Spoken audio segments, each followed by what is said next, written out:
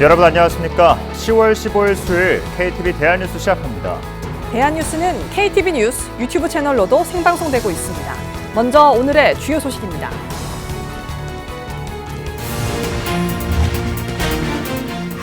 정부가 주택시장 안정화 대책을 내놨습니다. 서울 전역과 경기도 12곳을 규제지역과 토지거래 허가구역으로 지정했습니다.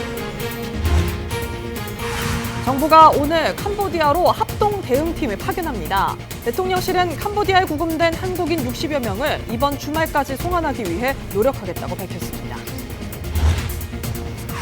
우리 경제통상수장들이 잇따라 미국을 방문합니다. 관세 협상 후속 협의와 3,500억 달러 대미 투자 논의에 주력할 것으로 보입니다. 이재명 대통령이 게임 산업 현장을 찾아 간담회를 열었습니다. 게임 수출의 가능성을 언급하며 국부 창출과 일자리 마련의 기회를 만들자고 말했습니다. 정부가 서울 전역과 경기도 12곳을 규제 지역으로 확대 지정하는 내용의 세 번째 부동산 대책을 발표했습니다. 이들 지역을 토지거래 허가 구역으로도 지정하고 추가로 세제 대책도 마련하기로 했습니다. 신국진 기자입니다. 정부가 부동산 시장의 과열 조짐을 억제하고 국민 주거 안정 실현을 위한 주택시장 안정화 대책을 발표했습니다.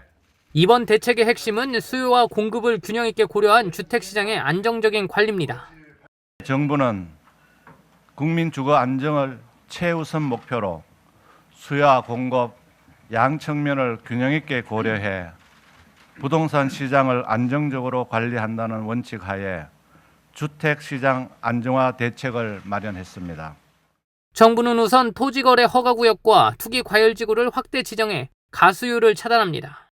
서울시 25개 전 자치구와 과천, 성남 등 경기 12개 지역이 규제지역 대상입니다. 이들 지역에서는 주택 구입 시 2년간 실거주 의무가 부여되고 대출과 세제 등 강화된 규제가 적용됩니다. 이번 조치는 16일부터 즉시 효력이 발생합니다. 또 해당 지역은 토지거래 허가 구역으로도 지정되는데 기간은 이달 20일부터 내년 12월 31일까지입니다. 정부는 이번 조치로 갭 투자 등 비정상적 투기 수요를 차단하겠다는 계획으로 필요에 따라 기간 연장도 검토하기로 했습니다. 대출 규제도 강화돼 15억에서 25억 원 주택의 담보대출 한도는 4억 원, 25억 원 초과주택은 2억 원으로 축소됩니다. 수도권과 규제지역 전세대출에도 DSR 규제를 적용하기로 했습니다. 정부는 또 자금이 생산적 부문으로 유입되도록 보유세와 거래세 조정 등 세제 합리화 방안을 검토하고 있습니다. 생산적 부문으로 자금 흐름의 유도, 억능 부담 원칙, 국민 수용성 등을 종합적으로 감안해서 부동산 세제 합리화 방안을 마련하겠습니다. 정부는 이상 거래와 불법 행위에 대해서는 국세청과 경찰청 등 관계기관이 협조해 엄정한 단속 체계를 구축하기로 했습니다. 구윤철 경제부총리는 앞으로도 가계대출과 부동산 시장 동향을 면밀히 관리해 시장 안정을 지속적으로 유지하겠다고 밝혔습니다. KTV 신국진입니다. 두 차례 부동산 대책 발표 이후에도 서울 집값이 들썩이면서 정부가 규제 지역 확대와 함께 대출 조이기에도 나섰습니다. 수도권과 규제 지역의 시가 15억 원을 초과하는 주택에 대해선 대출 한도가 크게 축소됩니다. 계속해서 김찬규 기자입니다. 정부가 세 번째 부동산 대책을 발표한 건 부동산 시장 과열 조짐이 심상치 않기 때문입니다. 6.27 대책 이후 가계대출 증가 규모는 안정화됐지만 9.7 공급 대책에도 주택 가격은 다시 들썩이고 있습니다.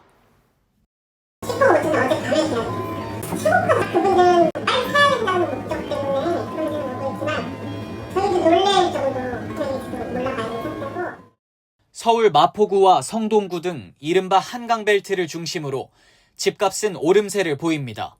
9월 마지막 주 기준 아파트 매매 가격은 성동구가 0.78%, 마포구가 0.69% 올랐습니다. 해당 지역에서는 토지거래 허가구역 확대 등 추가 규제가 예고되면서 주택 매수에 불을 붙였습니다. 계약서를 빨리 미리 써야 되는 그런 분위기죠. 제가 계약서 하나 썼고요. 지금도 하나 쓰고 가요. 매수 심리가 서울 전역과 인근 경기도 지역까지 번지자 정부는 더 강력한 대출 조이기에 나섭니다. 확고한 주택시장 안정을 위해 대출 수요에 대한 관리를 더욱 강화해 나가고자 합니다. 핵심은 대출을 활용한 고가주택 구매 수요를 억제하는 겁니다. 주택 가격에 따라 주택담보대출 한도가 차등 적용됩니다. 수도권과 규제 지역에서는 15억 초과 25억 이하 주택의 주담대 한도가 기존 6억 원에서 4억 원으로 25억 원을 넘는 주택은 2억 원으로 각각 낮아집니다. 대출 한도 축소 효과를 내는 스트레스 금리 하한도 현행 1.5%에서 3%로 높아집니다. 금리 인하 기대감에 따른 집값 상승 요인을 견제한다는 게 금융위원회 설명입니다. 전세를 끼고 집을 사는 이른바 갭 투자를 억제하기 위해 전세 대출에도 총부채 원리금 상환 비율 DSR 규제가 처음 적용됩니다. 1주택자가 임차인으로 전세 대출 받는 경우 이자 상환분을 DSR에 반영할 계획입니다. 강화된 대출 규제는 시차를 두지 않고 16일부터 즉시 적용됩니다. KTV 김찬규입니다.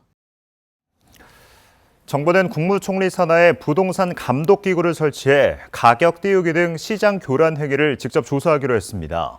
고가 아파트 거래에 대해서도 자금 출처를 면밀히 들여다볼 계획입니다. 이리나 기자의 보도입니다. 정부는 부동산 세제에 대해서도 검토에 나섰습니다. 부동산 세제 합리화 방안을 마련하겠다는 건데 세제 개편의 구체적인 방향과 시기, 순서는 부동산 시장에 미치는 영향과 과세 형평 등을 감안해 조율할 것이라고 밝혔습니다. 이를 위해 관계부처 TF와 연구 용역 등을 바탕으로 보유세와 거래세 조정, 특정 지역 수요 쏠림 완화를 위한 방안을 검토해 나갈 계획입니다.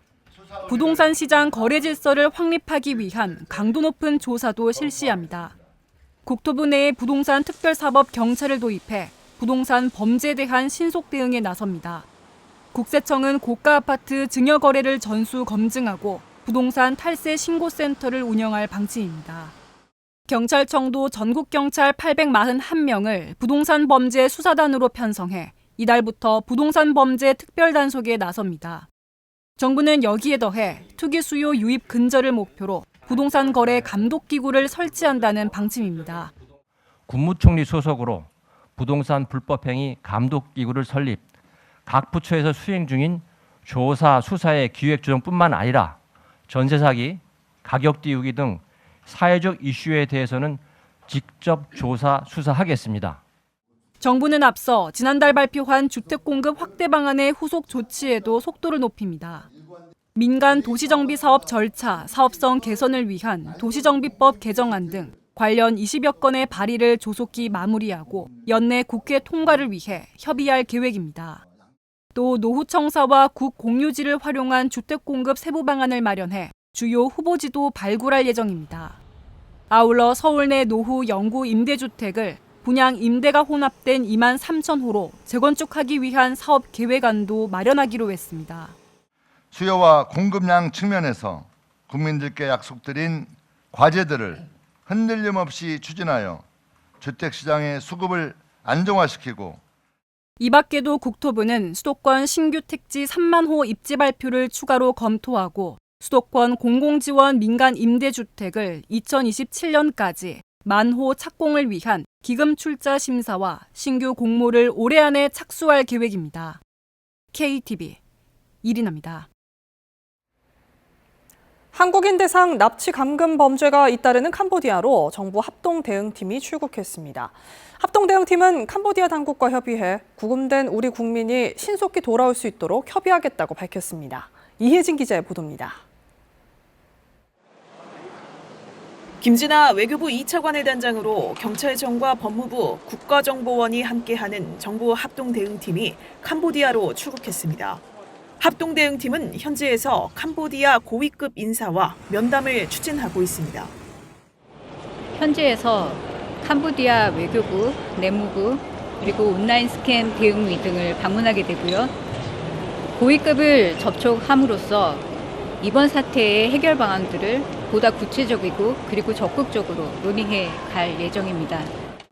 합동 대응팀은 또 한국인 대학생 고문 사망 사건 관련 수사 협조를 촉구하고 부검 운구와 공동조사 관련 논의를 진행할 걸로 보입니다.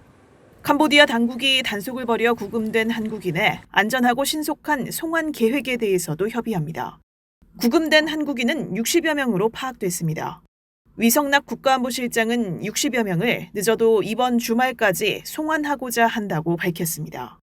지금 가장 중요한 일 중에 하나는 현재도 그 안에서 감금 상태에 있을 가능성이 있는 또 소재가 파악되지 않은 분들을 신속히 한국으로 귀국시키는 겁니다. 이러한 전반적인 노력을 위해서 캄보디아 당국과 적극적인 공조 체제를 구축하는 것이 중요하다고 봅니다. 관건은 캄보디아 측과 절차적 협의가 얼마나 빨리 진전되느냐입니다. 위 실장은 구금된 한국인의 국내 송환 후에는 사법 조치를 취하고 이들이 다시 돌아갈 수 없도록 캄보디아 측에 협조를 구하겠다고 밝혔습니다. 특히 취업 사기에 현혹돼 자발적으로 캄보디아로 가는 일이 재발하지 않게 범부처 차원으로 노력할 방침입니다. 관계부처가 캄보디아 사태에 대응 중인 가운데 외교부는 캄보디아 취업 사기, 감금 피해 대응 전담 TF를 발족했습니다. TF 팀장인 박일 전 주 레바논 대사는 캄보디아에 체류하며 현지 공관의 관련 업무를 총괄하고 당국과 긴밀히 협력할 예정입니다. 외교부는 이와 함께 16일 0시를 기해 캄보디아 캄포주 보코산 지역과 바베시, 포이페시를 여행경보 4단계 여행 금지 지역으로 지정했습니다. 보코산은 지난 8월 한국인 시신이 발견된 곳이며 바베시와 포이페시에는 범죄 조직이 대거 포진한 걸로 알려졌습니다. KTV 이혜진입니다. 이재명 대통령이 게임 산업 현장을 방문해 간담회를 열었습니다. 이 대통령은 게임 수출의 가능성이 무궁무진하다며 게임에 대한 부정적 인식을 바꿔 북부 창출과 일자리 마련의 기회로 만들자고 강조했습니다. 최영은 기자입니다. 인공지능 기술로 만든 인생 시뮬레이션 게임 화면에 이재명 대통령의 젊은 시절 모습을 닮은 캐릭터가 등장합니다. 게임에서 사용할 캐릭터의 생김새를 사용자가 직접 정하고 실제처럼 직업을 선택해 일하고 물건을 살 수도 있습니다. 처음 하시는 분은 조금 어려우실 수도 있으세요. 근데 그게 재미죠. 이 대통령이 게임 산업 현장을 찾았습니다. 이 대통령은 우리나라를 세계적 문화산업 국가로 만들고자 한다면서 게임 산업은 이에 중요한 부분이라고 강조했습니다. 그러면서 게임에 대한 인식을 바꿔 경제에 도움이 되는 기회로 만들자고 제안했습니다. 펍지 게임이 작년 한 해 매출만 2조 7천억이었다는데 국부 창출에도 크게 도움이 되고 대한민국처럼 자원 부족한 나라, 수출로 먹고 사는 나라는 이런 게임 수출이 진짜 진정한 수출인 것 같아요. 이 대통령은 게임 산업에 종사하는 청년 직원들에게도 혜택이 있어야 할 거라고 밝혔습니다. 특히 연구개발이나 관리에 참여하는 젊은 직원들이 소모품으로 사용되는 최악의 상황이 생기지 않아야 할 거라고 말했습니다. 청년들이 최소한의 인권이 보장되지 않거나 아니면 소모품으로 사용되고 혹시라도 이렇게 버려지는 그런 최악의 현상이 생기지 않게 하는 게 또 우리의 일이기 때문에 그걸 사업자의 윤리, 도덕 감정에만 맡길 수 있는 건 아니고 일종의 제도로서 보장도 해야 되기 때문에. 이 대통령은 또 게임 산업이 청년 일자리 창출에 도움이 되는 산업이라며 그러면서도 좋은 일자리가 많아질 수 있도록 정책적으로 지원해야 할 거라고 덧붙였습니다. 이어진 간담회에서는 게임사 대표와 업계 종사자, 게임 인재원 학생 등이 참석해 이 대통령과 자유롭게 소통했습니다. 대통령실은 대통령이 게임 산업 현장 간담회를 주관한 건 이 대통령이 처음이라고 밝혔습니다. KTV 최영은입니다.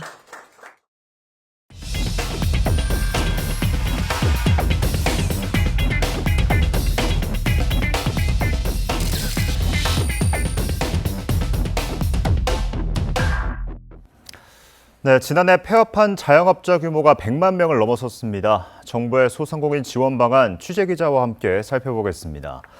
네, 조태영 기자, 폐업 전에 선제적인 지원이 중요할 것 같은데요. 가장 중요한 지원책부터 한번 정리해 주시죠. 네, 먼저 소상공인의 경영 위기를 감지하고 또 선제 대응할 수 있는 시스템을 마련하겠다는 점이 눈길을 끌었습니다. 중개부는 대출 소상공인 약 300만 명을 대상으로 위기 징후 모니터링 체계를 구축하겠다고 밝혔는데요. 매출, 신용정보 등을 통해 위기 징후가 발견되면 알림톡을 보내고 경영진단 참여를 유도할 계획입니다.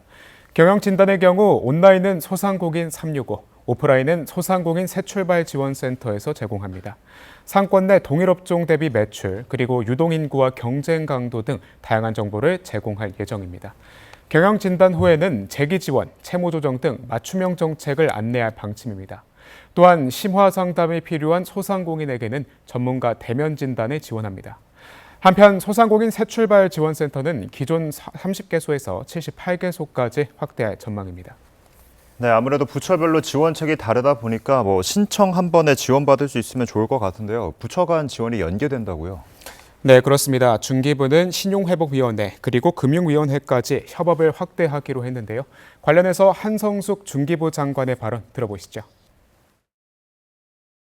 한 번에 받으실 수 있도록 각 기관들의 산재해 있는 재기 지원이나 채무조정 관련된 부분들을 서로 연계해서 좀 종합적으로 좀 한 곳을 통해서 지원받으실 수 있는 체계를 차근차근 만들어 가겠습니다. 예를 들어 중기부 재기 상담을 받는 소상공인이 채무조정도 필요하다고 판단된 경우 신용회복위원회로 정보를 전달해서 상담과 금융지원을 받도록 돕는 식입니다. 중기부와 법원 협력도 강화되는데요. 재기소상공인 전용 패스트트랙을 마련해서 신속한 개인회생 절차 등을 지원하기로 했습니다. 중기부는 전문가를 통해 변제계획 설계를 지원하고 법원은 전담재판부를 마련해 접수건을 처리할 계획입니다. 네, 사실 폐업했다고 끝이 아니라 폐업을 하는데도 많은 돈이 듭니다. 폐업자 부담도 덜어준다고요? 네, 그렇습니다. 먼저 내년 점포 철거비 지원 한도를 600만 원까지 상향하고 또 신청 서류도 간소화합니다. 아울러 폐업 시 상환 기간을 최대 15년까지 연장하는 등 저금리 특례 보증을 지원할 방침입니다. 폐업 후 취업도 지원하는데요. 중기부와 고용노동부의 취업 지원 제도를 연계해서 내년 폐업 소상공인 3,000명을 지원할 예정입니다.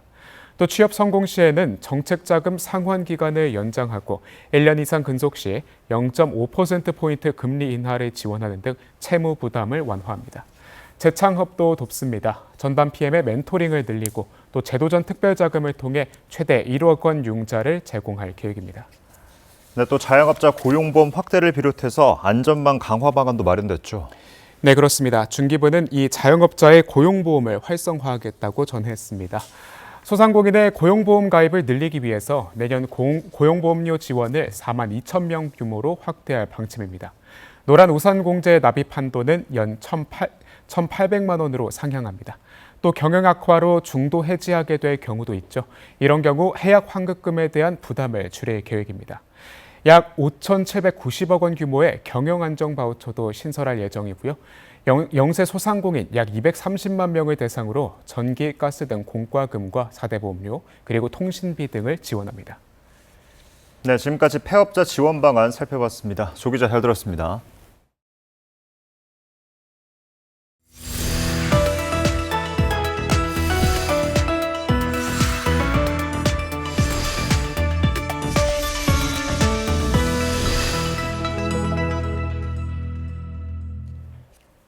올 3분기 외국인의 국내 직접 투자 규모가 1년 전보다 18% 감소했습니다. 제조업과 유럽연합, 일본 등을 중심으로 국내 투자가 줄어든 것으로 나타났습니다. 신경은 기자입니다.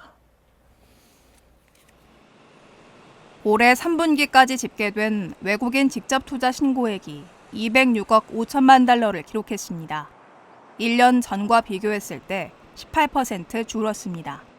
실제로 투자를 받은 도착액은 지난해보다 2% 감소한 112억 9천만 달러로 집계됐습니다.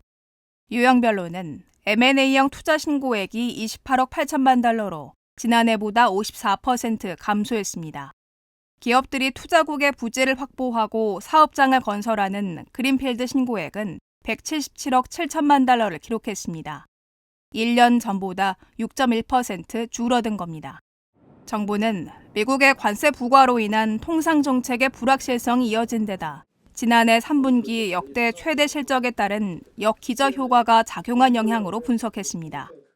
미 관세 정책 등 글로벌 통상 환경의 불확실성 지속, 작년 3분기 역대 최대 실적에 따른 역기저 효과, 작년 대비 상승한 환율의 영향 등으로 투자 의향을 의미하는 투자 신고는 전년 동기 대비 감소한 것으로 판단됩니다. 국가별로 보면 미국에선 화학공업과 유통 등을 중심으로 투자가 유입되며 신고 금액이 1년 전보다 58.9% 증가했습니다. 하지만 유럽연합과 일본, 중국 등의 투자 신고는 감소했습니다. 업종별로는 제조업 투자가 87억 3천만 달러를 기록해 1년 전보다 29.1% 감소했습니다. 서비스업의 투자 신고 금액도 111억 1천만 달러로 6.9% 줄었습니다. 정부는 외국인 투자 유치를 위해 현금, 입지 지원 등 다양한 인센티브를 활용할 계획이라고 밝혔습니다. 더 나아가 지역 순회 IR 등 다양한 국내외 투자 유치 활동을 이어갈 예정이라고 설명했습니다. KTV 신경은입니다. 쿠팡과 웨이브, 벅스, 스포티파이 등이 전자상거래법 위반 혐의로 공정위 제재를 받게 됐습니다. 이들은 소비자가 멤버십 가격 인상에 동의하도록 유도하거나 구독 해지를 방해한 것으로 드러났습니다. 김유리 기자입니다. 쿠팡의 팝업창입니다. 기존 고객들에게 유료 멤버십 서비스의 가격 인상을 고지합니다. 즉시 동의 버튼은 중앙 하단에 크게 표시해 쉽게 인지할 수 있도록 한 반면 나중에 하기 버튼의 경우 눈에 띄지 않게 우측 맨 상단에 작게 표시했습니다. 결제 단계에서도 가격 인상에 대한 동의를 구하는 문구를 함께 기재했습니다. 공정거래위원회는 이를 전자상거래법 위반 행위로 간주했습니다. 소비자들은 쿠팡의 와우 멤버십 가격 인상에 동의할 수밖에 없었거나 자신도 모르게 가격 인상에 동의하게 되었습니다. 공정위는 이러한 행위가 전자상거래법에서 금지하고 있는 기만적인 방법으로 소비자를 유인하거나 거래한 행위에 해당한다고 판단하였습니다. 공정위는 쿠팡을 포함해 전자상거래법을 위반한 4개 사업자에 대해 시정명령과 함께 총 1,050만 원의 과태료를 부과했습니다. 콘텐츠 웨이브와 NHN벅스는 계약 해지를 방해한 행위로 적발됐습니다. 구독자는 구독형 상품을 중도 해지할 수 있는데 이 방법에 대해 제대로 안내하지 않은 겁니다. 정보 제공 의무를 위반한 사례도 있었습니다. NHN벅스와 스포티파이는 웹과 앱에서 유료 이용권 등을 판매하면서 청약 철회 기한이나 행사 방법에 관해 적절하게 알리지 않았습니다. 공정위는 앞으로도 소비자의 합리적 구매 선택을 저해하는 행위에 대한 감시를 강화하고 법 위반 시 엄정하게 제재한다는 계획입니다. KTV 김유리입니다. 최근 신축 아파트를 중심으로 시공 품질 피해가 크게 늘고 있습니다. 소비자원은 피해 예방주의보를 발령하고 입주 전 사전 점검을 꼼꼼히 해야 한다고 당부했습니다. 박지선 기자입니다.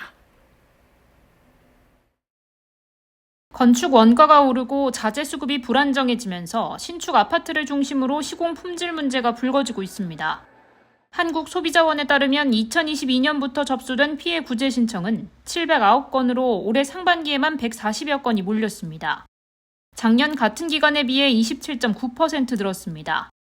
이 가운데 하자 관련 분쟁이 71.4%로 가장 많았습니다. 결로, 곰팡이 현상을 하자로 인정하지 않거나 입주 후 발생한 흠집, 파손 등에 대해선 하자 보수를 거부하는 겁니다. 계약과 다른 시공으로 피해를 본 유형도 200여 건이 넘습니다.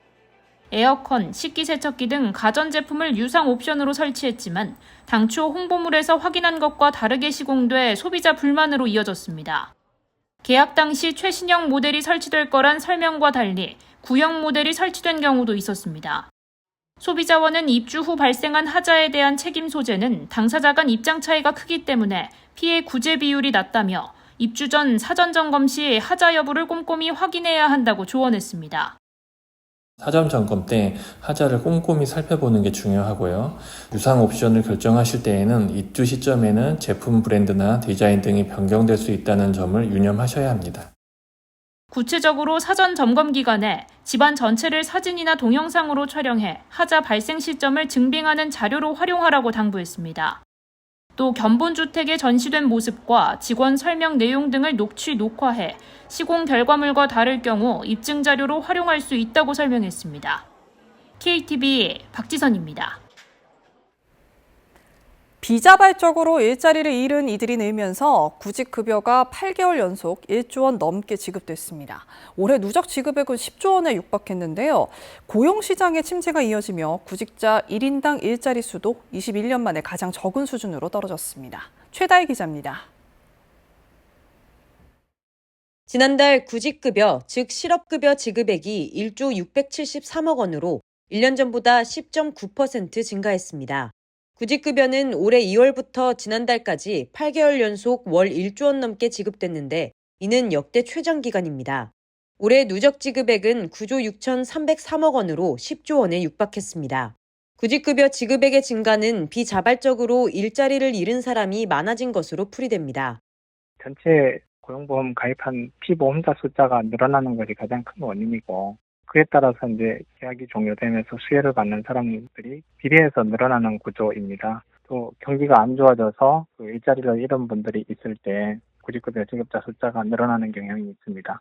지난달 구직급여 신규 신청자 수는 8만 9천 명으로 전년보다 8천 명 증가했습니다. 한편 고용서비스 플랫폼 고용24를 이용한 9월 신규 구인 인원은 16만 5천 명으로 작년 같은 달보다 6천 명 감소했습니다. 반면 구직 인원은 10.8% 늘어난 37만 8천 명으로 집계됐습니다. 이에 따라 구직자 1인당 일자리 수를 뜻하는 구인 배수는 0.44로 떨어졌습니다. 이는 지난해 같은 달인 0.5보다 크게 낮은 수치로 9월 기준 21년 만에 최저 수준입니다. 고용부는 구인 감소폭이 완화되는 양상이라며 일할 기회 측면에서는 긍정적 부분도 있다고 설명했습니다.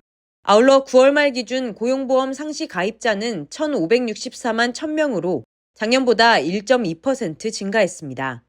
KTV 최다희입니다. 올해 첫 일본 뇌염 환자가 발생했습니다. 질병관리청은 밤 시간 야외 활동을 할 때 예방수칙을 반드시 지키고 백신 접종을 해야 한다고 당부했습니다. 정유린 기자입니다. 올해 들어 처음으로 국내에서 일본 뇌염 환자가 확인됐습니다. 질병관리청은 발열과 오한, 두통, 오심 등의 증상으로 지난달 병원을 찾은 30대 환자가 일본 뇌염 확진 판정을 받았다고 밝혔습니다. 이 환자는 현재 의식 저하 상태로 입원 치료를 받고 있습니다. 역학조사 결과 이 환자는 최근 캠핑 이력과 모기에 물린 적이 있고 일본 뇌염 예방접종은 받지 않은 것으로 나타났습니다. 일본 뇌염 매개 모기인 작은 빨간 진모기는 논이나 웅덩이 등에 서식하는 암갈색의 소형 모기입니다. 주로 밤 시간에 활동하고 우리나라 전역에서 발견됩니다. 일본 뇌염 바이러스에 감염되면 발열이나 두통 같은 가벼운 증상을 겪지만 드물게 뇌염으로 이어지는 경우 고열과 발작, 목 경직 등 심각한 증상이 나타나고 이 중 20-30%는 사망할 수 있습니다. 국내에서 발생하는 일본 뇌염 환자는 한 해 평균 20명, 50대 이상에서 주로 발생하고 9월부터 11월까지 환자의 80%가 집중됩니다. 질병청은 국가 예방접종 지원 대상인 2012년 1월 이후 출생자는 표준 예방접종 일정에 맞춰 일본 뇌염 백신을 접종할 것을 강조했습니다. 논이나 돼지 축사 인근에 거주하거나 국내에 장기 거주하는 외국인, 위험국가 여행자도 접종이 권고됩니다. 일본 뇌염 모기에 물리지 않으려면 밤에 외출할 때 밝은색 긴 옷이나 품이 넓은 옷을 입는 게 좋습니다. 흰색 옷을 입으시는 게 좀 더 유리하다. 모기가 유인되는 게 냄새에 의한 것이니까 그런 것들을 향수나 이런 것들을 피하시는 게 모기로부터 조금 더 안전하게 야외 활동을 하실 수 있는 방식입니다. 또 야외 활동할 땐 모기 기피제를 뿌리고 가정에선 방충망을 다시 한번 점검할 것을 질병청은 조언했습니다. KTV 정유리입니다. 여름의 끝자락부터 가을까지 제철 과일로 포도를 빼놓을 수 없죠. 농촌진흥청이 신품종 보급에 나섰는데요. 샤인머스켓의 뒤를 이을 포도 3총사를 소개합니다. 최효경 기자입니다. 톡 터질 듯 알이 찬 포도. 노란빛 껍질과 솜사탕 향을 자랑하는 국산 신품종 슈팅스타입니다. 올해 경북 상주를 중심으로 20톤가량 출하되고 있는 품종으로 이색적인 색과 향으로 최근 젊은 소비층의 관심을 끌고 있습니다. 당도는 한 10g 이상 나가고 아주 고품질로 시장성도 좋고 소비자 반응도 아주 좋은 품종입니다. 단단하고 아삭한 과육을 지닌 포도 코코볼. 이 품종은 송이가 성기게 열려 알 속기 노동을 줄일 수 있어 농가에서도 주목받고 있습니다. 지난해 보급이 시작됐는데 1년 새 5헥타르에 달하는 면적에서 재배 중입니다. 코코볼의 좋은 점은요, 껍질이 아주 얇아서 식감이 아주 좋아요. 그래서 이제 일반 소비자분들이 그동안 드셔보셨던 것보다 훨씬 장점이 크게 더 부각되고요. 여기에 붉은 빛깔의 홍주 시들리스까지 세 품종 모두 씨가 없고 껍질째 먹을 수 있다는 공통점이 있습니다. 당도는 평균 18에서 19 브릭스로 샤인머스켓과 같거나 더 높은 수준입니다. 농촌진흥청이 지자체와 생산자 단체, 유통업계와 함께 품종 보급에 주력하고 있습니다. 샤인머스켓 편중 현상을 해소하고 소비자 선택을 넓힌다는 취지입니다. 이제는 한국포도회와 한국포도수출연합이라는 민간 조직과 함께 보급을 함으로써 기존의 유통 체계가 아닌 이제 좀 더 잘 보급될 수 있도록. 농진청은 새 품종 보급을 2030년까지 총 300헥타르로 확대한다는 계획입니다. 이를 위해 포도회를 통해 묘목 보급과 현장 실증을 지원하고 포도수출연합으로 수출 기반을 다지고 있습니다. 정부는 내년부터 홍콩과 베트남 등 아시아 시장을 중심으로 품종별 1톤가량의 시범 수출도 추진할 예정입니다. KTV 최유경입니다. 이재명 대통령이 용산 대통령실에서 스웨덴 빅토리아 왕세녀를 접견했습니다. 이 대통령은 빅토리아 왕세녀의 한국 방문을 환영하고 스웨덴은 대한민국이 가야 할 복지국가의 전형이라고 언급했습니다. 빅토리아 왕세녀는 이 대통령의 환대에 감사를 전하고 한국과 스웨덴의 관계를 더 발전시킬 수 있는 좋은 기회가 될 거라고 화답했습니다. 빅토리아 왕세녀의 공식 방한은 10년 만으로 왕세녀는 오는 17일까지 한국에 머물 예정입니다. 안규백 국방부 장관은 장병 복무 여건 개선은 장관으로서 제1의 목표로 국방 최우선 과제라고 말했습니다. 안 장관은 오늘 동부전선 최전방 22사단에서 초급 중견 간부 40여 명과 간담회를 열고 복무 여건의 질이 최고 수준의 전투 준비 태세를 유지하는 기본 토대라면서 이같이 밝혔습니다. 이어 군인은 국가를 위해 목숨을 바치는 특별한 사명을 수행하는 사람들이라며 숭고한 헌신에 걸맞도록 급여와 복지 체계를 새롭게 만든다는 생각으로 모든 노력을 다하겠다고 강조했습니다. 안 장관은 또 22사단의 최전방 GOP 중대 관측소를 방문해 경계작전 중인 장병들을 격려하고 인공지능 기반 경계작전 체계를 점검했습니다.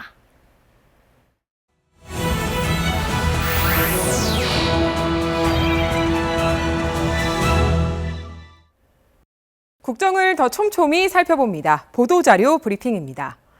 피부에 쌓이는 피지나 먼지 제거에 쓰는 바디워시. 어떤 제품 살지 고민 중이라면 이번 내용 참고해 보시죠. 소비자원이 소비자 선호도가 높은 바디워시 10개 제품을 시험 평가한 결과 세정력과 만족도에서 차이가 있었습니다.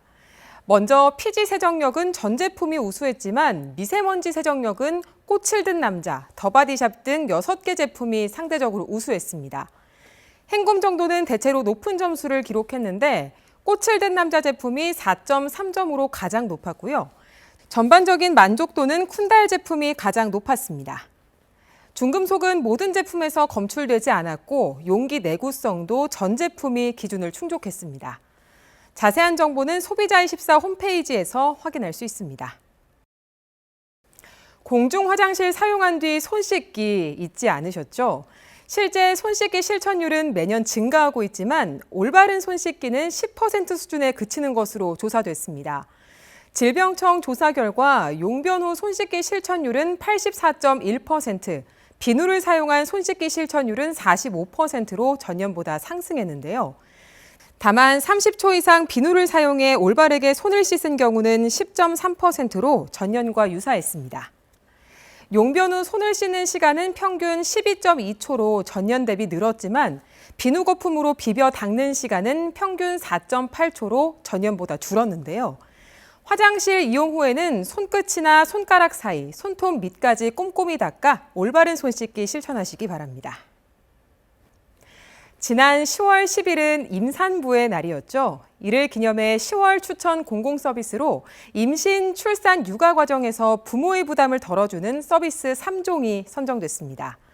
우선 복지 멤버십은 복지 서비스를 몰라서 신청하지 못하는 가구가 없도록 맞춤형으로 수급을 안내하는 플랫폼인데요. 가정양육수당, 보육료 지원 등 중앙부처 사업뿐 아니라 충남의 난임부부 시술비 등 지자체 서비스까지 안내받을 수 있습니다. 또 시간제 보육은 어린이집을 보내지 않고 가정에서 아이를 돌보는 부모가 시간 단위로 이용할 수 있는 제도인데요. 월 최대 60시간, 시간당 2,000원의 저렴한 비용으로 이용 가능합니다. 마지막으로 대한민국 엄마보험은 산모의 임신질환과 태아 아동의 희귀질환을 보장하는 공익보험으로 전액 무료입니다. 이달의 추천 공공서비스에 대한 자세한 내용은 정부 혁신 누리집에서 확인할 수 있습니다. 태안에서 울진까지 우리나라를 가로지르는 장거리 숲길 동서 트레일이 시범 운영에 들어갔습니다. 산림청이 동서 트레일 17개 구간 244km를 시범 개통했습니다. 동서 트레일은 55구간 849km로 재작년 조성을 시작해 현재 3년 차에 접어들었는데요. 산림청은 내년까지 숲길 조성을 완료하고 2027년 전 구간을 개통할 예정입니다. 백패킹이 가능한 대피소 이용이나 출입이 제한된 52에서 55구간 탐방은 숲나들이 누리집에서 사전 예약이 필요합니다. 산림청은 자랑스러운 한국의 장거리 트레일로 선보일 수 있도록 노력하겠다고 밝혔습니다. 지금까지 보도자료 브리핑이었습니다. 10월 15일은 체육을 통해 건강한 삶을 만들어가자는 취지로 제정된 체육의 날입니다. 체육의 날을 맞아서 건강도 챙기고 경품도 챙기는 이벤트가 진행되고 있는데요. 체력 증진 활동 영상이나 사진을 인스타그램에 업로드하면 경품을 주는 전국 체력 자랑 챌린지가 진행되고 있습니다. 모든 참가자에게 1만 원 스포츠 포인트를 준다고 하니까요. 많은 관심 바랍니다. KTV 대한뉴스, 오늘 저희가 준비한 소식은 여기까지입니다. 시청해주신 여러분 고맙습니다.